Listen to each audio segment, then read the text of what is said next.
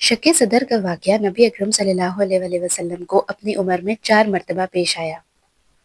اول بار زمانے طفولیت میں پیش آیا جب آپ صلی اللہ علیہ وآلہ وسلم حلیمہ سعدیہ کی پرورش میں تھے، اور اس وقت آپ صلی اللہ علیہ وآلہ وسلم کی عمر 4 یا 5 سال کی تھی۔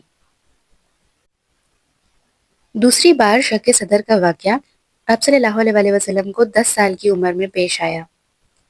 یہ حضرت ابو ہریرہ رضی اللہ تعالیٰ عنہ سے صحیح ابن حبان اور دلائل ابن نعیم وغیرہ میں مذکور ہے۔ تیسری بار یہ واقعہ بعثت کے وقت پیش آیا، جیسا کہ مسند ابی داؤد میں حضرت عائشہ رضی اللہ تعالیٰ عنہ سے مروی ہے۔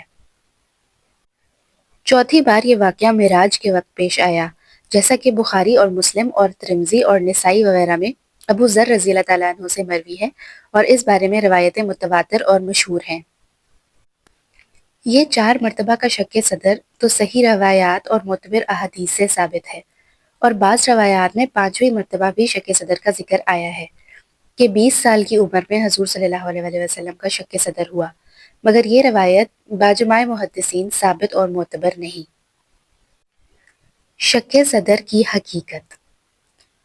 علامہ قسطلانی مواہب میں اور علامہ زرقانی شرح مواہب میں فرماتے ہیں کہ حدیث صحیح اس کی معید ہے کہ حدیث میں ہے کہ صحابہ کرام سیون یعنی سلائی کا نشان حضور صلی اللہ علیہ وآلہ وسلم کے سینہ مبارک پر اپنی آنکھوں سے دیکھتے تھے۔